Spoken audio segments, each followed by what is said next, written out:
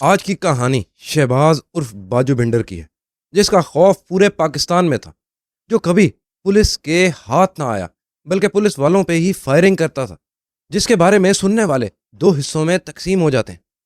ایک طرف کے لوگ کہتے ہیں یہ قاتل تھا، یہ بدماش تھا، یہ معاشرے کا ناسور تھا۔ دوسری طرف کے لوگ، وہ لوگ جو بہاولپور کے اس خاک میں پلے بڑے ہیں، جنہوں نے بچپن سے ہی یہ نام سنا، آج بھی اس انسان کو ہیرو کہتے ہیں۔ وہ کہتے ہیں کہ یہ بندہ دل کا صاف تھا، غریب کا ہاتھ تھا، مظلوم کی آواز تھا، یہ حق کی بات کرتا تھا، حق کے لیے لڑتا تھا۔ میں خود بہاولپور کا ہوں، بچپن سے یہ نام سنتا آ رہا ہوں۔ ہم اس وقت چھوٹے تھے جب لوگوں سے سنا کہ باجو بھنڈر ظلم کے خلاف کھڑا ہوتا تھا، اور وہ اس لیے سب کو بتاتے تھے کہ سب کو پتہ لگ سکے کہ ظلم کے آگے کھڑا رہنا کیا ہوتا ہے۔ آج میں آپ کو اس انسان کی مکمل کہانی سناتا ہوں، ایک ایک واقعے کے ساتھ۔ آخر میں فیصلہ آپ نے کرنا ہے کہ باجو بھنڈر ہیرو تھا یا ولن، نائک تھا یا کھلنائک، برا تھا یا اچھا تھا۔ اب اس سٹوری کی سب سے اہم بات کہ باجو بھنڈر ایسا شخص تھا جس کو نہ پولیس ختم کر سکی، نہ اس کے مخالفین ختم کر سکے، نہ وہ مخالفین جو اقتدار میں تھے وہ ختم کر سکے، بلکہ انہیں آرمی کی مدد لینی پڑی اسے ختم کرنے کے لیے۔ اس بارے میں آپ کو اس ویڈیو میں پتہ لگے گا۔ میں ہوں چودھری عمر، آپ دیکھ رہے ہیں میرا یوٹیوب چینل اور فیس بک پیج۔ ایسی لائف سٹوریز آپ تک پہنچتی رہیں تو ہمیں فالو اور سبسکرائب کریں، ویڈیو کو لائک کریں اور شیئر کریں، تاکہ ہر کوئی جان سکے باجو بھنڈر اصل میں کون تھا۔ تو شروع کرتے ہیں اور سمجھتے ہیں کہ اس کیس میں کیا کیا ہوا۔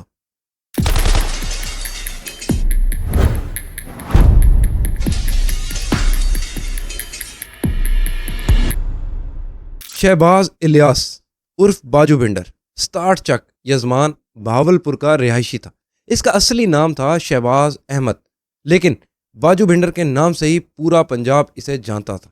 اس کے والد کا نام عباس علی تھا۔ عباس علی ایک سیاسی انسان تھا، کچھ وقت پیپلز پارٹی کے پلیٹ فارم سے الیکشن لڑتے رہے، پھر بعد میں نون لیگ جوائن کر لی۔ وہ اپنے علاقے میں ایک جانے مانے بزرگ تھے، گھر میں عزت تھی، لوگوں کی خاص محبت تھی ان کے ساتھ۔ عباس علی کی 2 شادیاں تھیں، کل 6 بیٹے تھے۔ پہلی بیوی سے شہباز الیاس باجو، الطاف الیاس باجو اور سجاد الیاس کالو۔ دوسری بیوی سے اجاز بھنڈر، فیاض بھنڈر اور الطاف بھنڈر۔ یہ 6 بھائی تھے، لیکن ان میں سے باجو اور کالو کا نام دنیا نے سب سے زیادہ سنا۔ باجو بچپن سے ہی غصے والا تھا، سر اٹھا کے جینے والا تھا، مظلوم کو روتے دیکھتا تو اس کا خون کھولتا تھا۔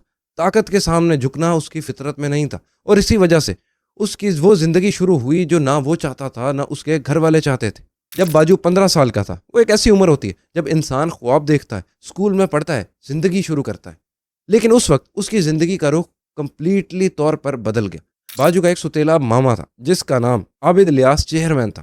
یہ بندہ اپنے علاقے میں زوراور تھا، لوگوں کو ڈراتا تھا، ظلم کرتا تھا، جو بھی اس کی مخالفت کرتا یا آواز اٹھاتا وہ اس کے ساتھ ایسا کچھ کرتا تھا کہ وہ اس دنیا میں زندہ ہی نہیں رہتا تھا۔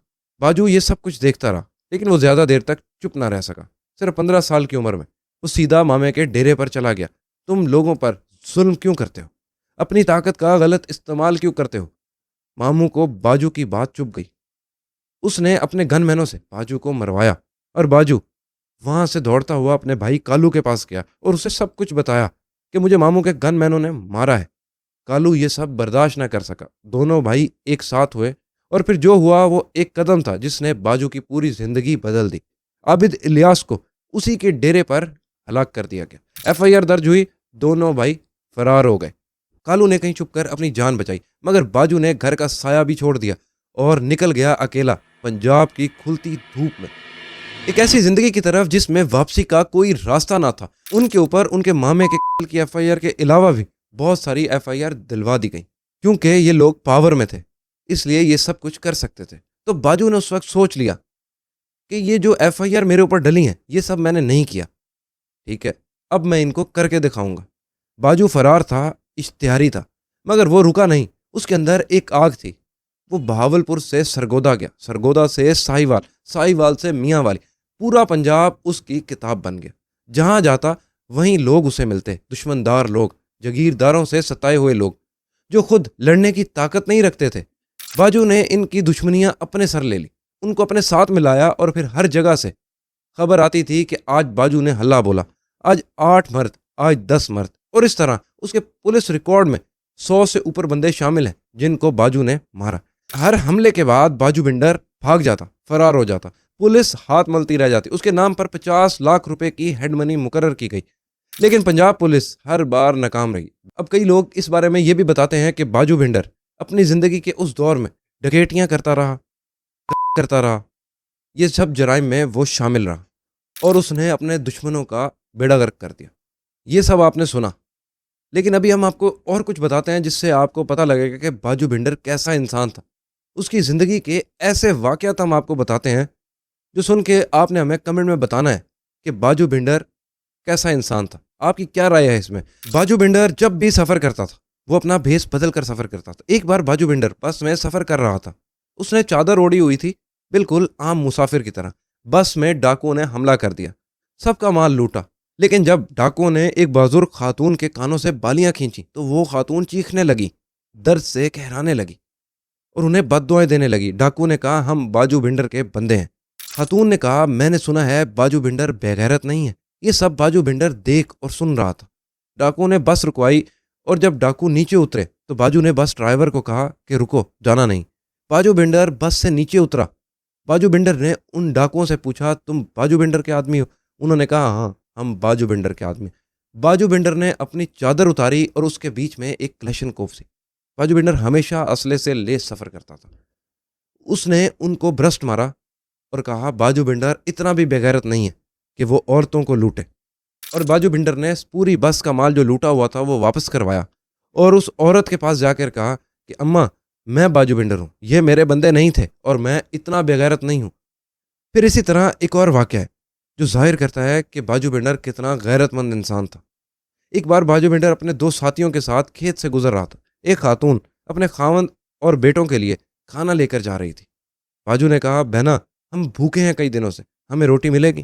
خاتون نے خوشی خوشی سب روٹی انہیں دے دی اور کہا کہ میں اپنے گھر والے کے لیے دوبارہ روٹی بنا کے لے آؤں گی۔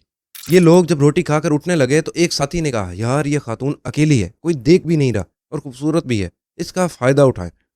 باجو بھنڈر کی آنکھیں غصے سے لال ہو گئیں۔ باجو بھنڈر نے کہا کہ ایسا بےغیرت ساتھی میرا نہیں ہو سکتا، جس تھالی میں کھایا اسی میں گند کرنے کا سوچ رہا ہے۔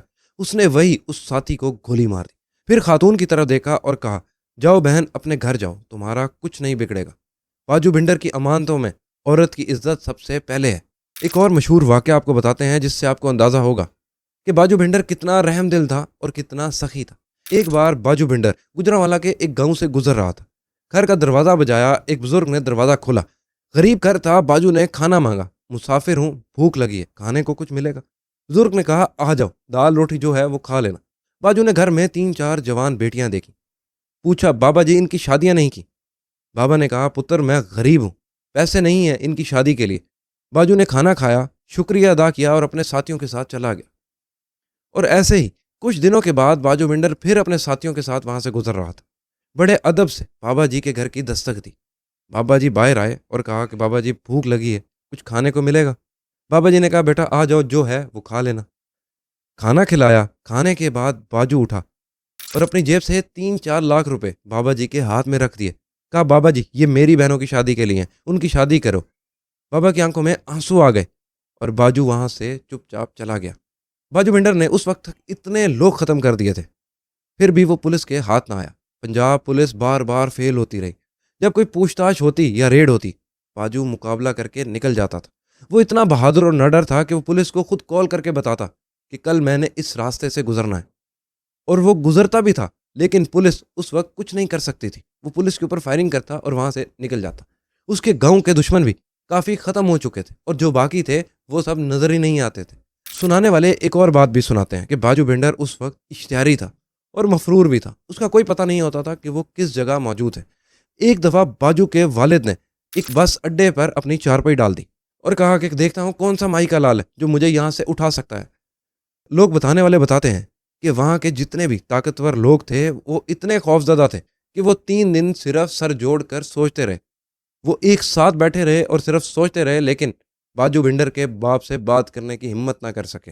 باجو بھنڈر کا اس وقت تک پنجاب کے مختلف شہروں میں اتنا خوف ہو گیا تھا کہ باجو بھنڈر جس شہر میں ہوتا وہاں کی پولیس گشت پہ نہیں نکلتی تھی۔ جب باجو بھنڈر کے دشمن ہر طرف سے ناکام ہو گئے تو انہوں نے حکومت وقت پر اتنا پریشر ڈالا اور انہیں ڈیلی غلط بریفنگ کرتے رہے، تو پھر حکومت کو آرمی کی مدد لینی پڑی۔ اور پھر کچھ ہفتوں بعد انٹیلیجنس رپورٹ کی بنا پر باجو بھنڈر کی لوکیشن مل گئی۔ باجو بھنڈر آخرکار سرگودا میں ایک ایم پی اے کے ڈیرے پر تھے۔ ایجنسی اور پولیس کے لوگوں نے وابڈا کے میٹر ریڈر کا بھیس بدلا، سمپل کپڑے پہنے، سمپل چہرہ، گاؤں میں گھسے، ماحول کا جائزہ لیا، ہر گھر چیک کیا۔ جب انہیں یقین ہو گیا کہ باجو بھنڈر ایم پی اے کے ڈیرے پہ ہی موجود ہے تو پھر یہ میٹر ریڈر کے بھیس میں ڈیرے کے اندر گئے اور وہاں گولیوں کی آواز گونجنے لگی، اور پھر سرگودا کے اس ایم پی اے کے ڈیرے میں شہباز الیاس عرف باجو بھنڈر کی کہانی ختم ہو گئی۔ صرف 27 سال کی عمر میں، نہ شادی نہ اولاد، نہ کوئی اس کے پیچھے آنے والا، وہ بندہ جو دوسروں کا گھر بساتا تھا، دوسروں کی بہنوں کی شادیاں کرواتا تھا، لوگ کو ظالموں سے بچاتا تھا، اور یہ بھی سننے میں آیا اس نے کافی لوگوں کو حج بھی کروایا تھا، اور وہ کافی لوگوں کی مدد بھی کرتا تھا۔ خود اپنا گھر نہ بسا سکا، خود اپنی زندگی نہ بچا سکا۔ باجو کے مرنے کے بعد اس کے بھائی سجاد الیاس کالو نے اسی راستے پر قدم رکھ دیا۔ وہ باولپور، یزمان اور ہیڈ راج خان پولیس کا اشتہاری تھا، اور آخر کار پولیس نے لاہور کے ایک نجی ہوٹل سے اسے گرفتار کیا۔ وہ ایک ڈاکٹر کا بھیس بدل کر وہاں رہ رہا تھا۔ کالو پھر بھی طبعی موت مرا، اسے اسلام آباد میں ہارٹ اٹیک ہوا۔ دوسرے 2 بھائی ایکسیڈنٹ میں چلے گئے۔ والد عباس علی کی سیاست عزت اپنی جگہ چلتی رہی، لوگ انہیں سلام کرتے رہے، مگر بیٹوں کا یہ انجام دیکھ کر والد بھی ٹوٹ گیا ہوگا۔ میں خود بھی بھاولپور کا شہری ہوں، یہ میرے شہر کی کہانی ہے۔ بھاولپور میں آج بھی لوگ باجو بھنڈر کا نام آتا ہے تو لوگ کہتے ہیں وہ بندہ دل کا صاف تھا، کسی مظلوم کو روتا نہیں دیکھ سکتا تھا۔ یہ سچ تھا یا کہانی، جو بھی تھا اس کا اثر آج بھی بھاولپور کی فضا میں ہے۔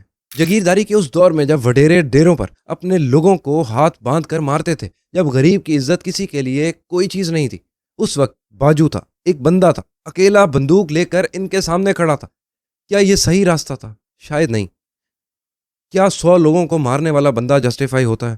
قانون کی کتاب میں ہے نہیں، ایک بھی جسٹیفائی نہیں ہوتا۔ دوستو، باجو بھنڈر کی کہانی میں ایک بڑی نصیحت چھپی ہے۔ وہ راستہ جو اس نے لیا وہ 1 وے ٹریفک تھا، آگے گئے واپس نہیں آ سکتے تھے۔ ایک بار بندوق اٹھائی تو پھر وہ زندگی نہیں رہتی۔ ایک ظلم کا جواب دوسرے ظلم سے دیتے دیتے ایک دن خود بھی اس دنیا میں شامل ہو جاتے ہو۔ نہ شادی، نہ اولاد، نہ اپنا گھر، صرف 27 سال اور سب ختم۔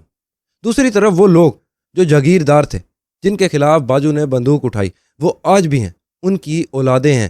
یہ سوچنے والی بات ہے۔ اگر باجو بھنڈر قانون اور تعلیم کا راستہ چنتا تو کیا وہ اس ملک کی سیاست میں، عدالت میں، کسی ایسی جگہ ہوتا جہاں سے وہ سچ میں لوگوں کی زندگی بدل سکتا تھا؟ مگر پھر میں یہ بھی سوچتا ہوں کہ اس دور میں، اس ماحول میں، کیا قانون غریب کے لیے تھا؟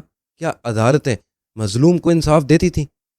آپ یہ سوچیں کہ آج کے وقت میں بھی جب میڈیا ہے، سوشل میڈیا ہے، پھر بھی جسٹس سسٹم صرف امیروں اور پاورفل لوگوں کا غلام ہے، تو اس وقت کیا ہوگا؟ آج بھی مظلوم لوگوں کو، جن کے ساتھ ظلم ہوتا ہے، انہیں کورٹ جسٹس سسٹم سے زیادہ CCD کرائم کنٹرول ڈپارٹمنٹ پر بھروسہ ہے۔ شاید باجو بھنڈر کو وہ کام ضروری لگا، اس نے وہ کام کیا جو صرف وہی کر سکتا تھا۔ تو دوستو، آپ نے سنی شہباز الیاس باجو بھنڈر کی پوری کہانی۔ ایک طرف 200-300 سے زیادہ ہلاکتیں، دوسری طرف ایک بزرگ خاتون کی بالیاں واپس دلانا، ایک بابے کی 4 بیٹیوں کی شادی کرانا، ایک بس میں ڈاکوؤں سے مسافروں کو بچانا۔ اب آپ بتائیے گا کہ وہ ویلن تھا یا ہیرو، خلنائک تھا یا نائک؟ فیصلہ آپ کا ہے۔ کمنٹ سیکشن میں اپنی رائے ضرور دیجیے گا، اور اگر آپ بھاولپور، یزمان یا اس علاقے کے ہیں تو ضرور بتائیں کہ آپ نے کیا سنا، کیا دیکھا، کیا محسوس کیا۔ تو یہ تھی کہانی باجو بھنڈر کی۔ اپنے ہوسٹ چودھری عمر کو اجازت دیجیے گا، ملتے ہیں نیکسٹ ایسے ہی کسی گینگسٹر، کسی ڈون یا کسی کرمنل کی لائف سٹوری میں۔ سبسکرائب